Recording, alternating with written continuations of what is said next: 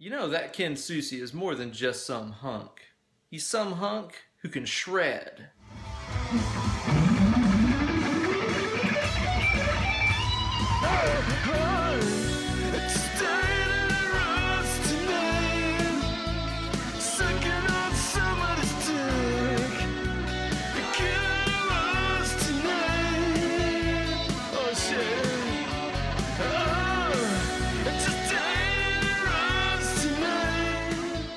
Greetings, children, and welcome to a new installment of Weekend Wankshop. Here with your good pal, Uncle Ben, the only weekly lick lesson series hosted by the host of Weekend Wankshop, Ken Susi from Unearth. Let me tell you, he's more than just a pretty face. He's a pretty face and a nice smile. Ken was also recently rated as one of the top 10 rock stars over the age of 40 by Tiger Beat magazine. Ken and I first met on chat roulette several years ago, and the first thing that struck me about him was the level of attention and detail that he put into his very realistic Foxman costume. Since then, we've stayed in touch and talked about guitars and music a bunch. He's also the guy that got me into these awesome Fishman Fluence pickups that I have in my RG550 right here. And he also even invited me to come out last fall and play bass on tour for Unearth for a little while, which was a good old time.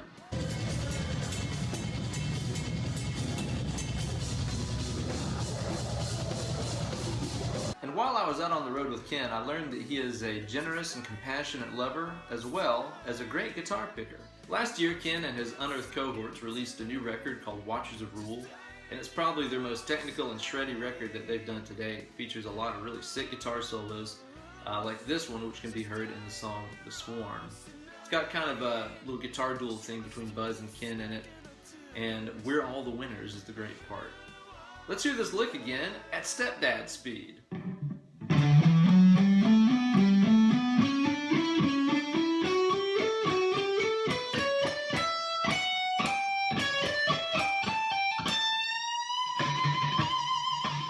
And as always, you can find a full tab for this week's lick on my Instagram page. Go to Instagram, look for Ben Eller Guitars, find the tab for the lick, learn how to play it, upload a video of yourself shredding it with the hashtag WeekendWankshop. That way we can all scope it out. Now kids, Unearth is widely known for using 7-string guitars in their music, and this song is no different. It's usually played on a 7-string guitar, but this lick can be played on a 6. One night while we were in the bath, I asked Ken about why he started playing 7-string guitars in the first place, and he explained to me that he likes the extended range that a 7 can offer over a 6. Plus, it does a good deal to compensate for what is medically known as a micropenis. This is a pretty fearsome lick in the key of B minor. It uses this 3-note per string D Ionian scale pattern with a cool kind of sequenced idea in there. And it's fast, it's sextuplets, and the tempo is pretty quick on this, and so get ready to burn it up a little bit. Anybody that's ever met Ken Susi can tell you that he's really into some finger blasters. Before we check out how to play the actual lick, let's look at the scale pattern Ken is using here. That way you won't get too lost as we're ripping this thing up here. This is a 3-note per string D Ionian scale. You could also call this a D major scale. So it's D, E, F sharp, G, A, B, C sharp, D, and a couple of different octaves. I love the 3-note per string scale patterns because they let you travel several octaves worth of range in a pretty easy to kind of visualize pattern too.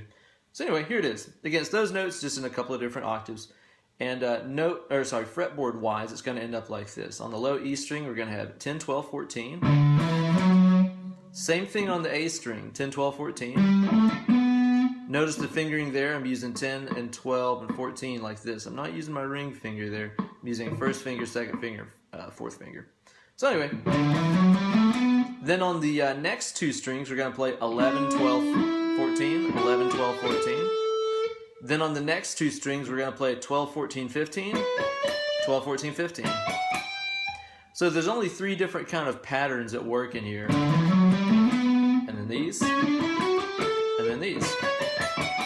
At the end of this lick, Ken adds in this little annex on top of what we just played with this right here, which is 14, 15, 17, 14, 15, 17 on both strings. And again, that's the same notes that you encountered elsewhere in the scale, just in another octave if you want to look at it that way. So he's not adding anything new, but just sort of extending that pattern out a little bit. This lick utilizes a cool sequenced idea that you could apply to any other 3-note per string scale pattern that you know to great effect. You've heard dudes like Paul Gilbert use licks like this. I love these kinds of licks. I always think they sound pretty neat. One time after a show, while he was braiding my hair, Ken told me that he learned every lick that he knows from this really rare, like late 1980s Ted Nugent REH Hot Licks video. So if you can track down a copy of that on VHS and watch it, I'm sure it's one of the ones that Ted throws out in there. So here's the best way to think about this lick. Think about it as 2 strings at a time. And basically what we're doing is we're playing the notes on the E string and the A string. Then I'm thinking about A string and D string. Then I'm thinking about D and G, G and B. So, you know, you can look at this a lot of different ways. You could look at it as playing the E string once, the A string twice, the D string twice, the G string twice, the B string. You could think of it that way. Like I said, I'm thinking of it more in pairs because that kind of keeps the rhythmic grouping on track too.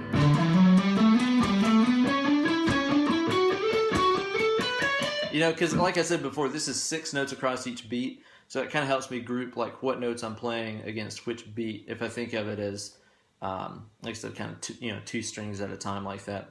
So after you play through E, A, D, G,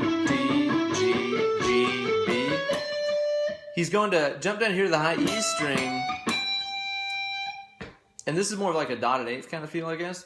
But I'm just playing those 3 notes, 12, 14, 15, E, F sharp, and G on that. And again, the timing changes. I'm coming from this. Here's the timing difference right there. And then what you're going to do is shift up into that little annex. You remember that extension that I said we added on? You're going to jump into that and play 14, 15, 17 on the B string. And then what you're going to do is with your pointer finger, shift to 15 on the high E, play 17, pull back off to 15. So again, that lick is going to start here on the 14th fret B. I'm going to play 14, 15, 17. Then jump to the high E string here, 15, 17, pull off to 15. And then the last thing that you're going to do is hit that 17th fret high E string with a full step bend. So once more, if we travel through this in sections, we got E, A, D, G, B. Slow lick on the E. Jump into your annex. Cap it off and get paid. Now as for the picking hand, this is a classic alternate picking kind of lick. I alternate pick all the way through this entire thing, and I'm quite sure Ken does too. There's ways that you could work some economy picking into this too. I mean, if you start with a downstroke, you can go down, up, down, down if you wanted to do it that way, but I just prefer the rhythm feel of alternate picking through licks like this. Now there's 2 different ways to approach this, and you'll understand them both if you go watch Cracking the Code. Have I mentioned that enough times yet? Cracking the Code is the best series of videos you'll ever watch about the mechanics of picking and why you've wrestled with issues with alternate picking across strings. It'll answer every question you've ever had. Go watch that stuff now, and you'll understand what I'm about to tell you even better. Now, as you'll learn whenever you watch Cracking the Code, which you should be doing right now already, you'll learn that there's basically 2 kinds of players out there. There's guys that play with a downward slant to the pick. See how the pick is pointed with the tip kind of pointed towards the ceiling. It's a down slant. And there's up-slanted players that play more like this, where the tip of the pick is kind of pointed towards the floor, so the pick is slanted upwards like that against the string. Very much like Ken Susi, I go both ways with my picking. Sometimes I'll pick with a downward slant, sometimes I'll pick with an upward slant, and as long as you understand the advantages and disadvantages of those, you can have a lot of success playing through any kinds of licks. So if you find yourself being the kind of person that slants the pick slightly more upwards like this, you'll do great by starting off with a downstroke like this. Down, up, down, up, down, up, down, up, down, up, down, up, and so on throughout the lick. Reason being is you're going to be ending every string on a downstroke if you play it with this kind of slant. Now I've noticed that most players that I see are more of a downward slant kind of picking style. And if that's the case, you're going to have some trouble if you begin this lick with a downstroke.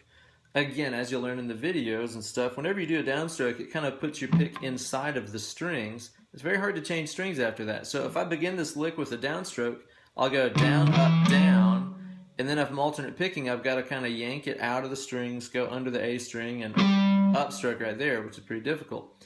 However, if you're a down slanting kind of player, if you begin this lick on an upstroke, you'll actually find it easier. You'll be going up, down, up. See how that upstroke kind of popped away from the face of the guitar? Up, down, up, down, up, down, up, down, up. There's that pop out again. Down, up, down, up, down, up. Popping out, making the string change easy, and so on. So in conclusion, If you slant your pick this way, start with the downstroke.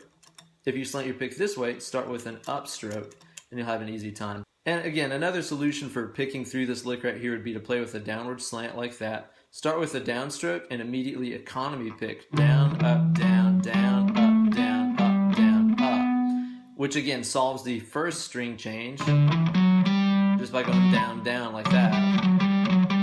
And then the next string change is easy because it'll be ending on an upstroke. So will the next one, and the next one, and so on.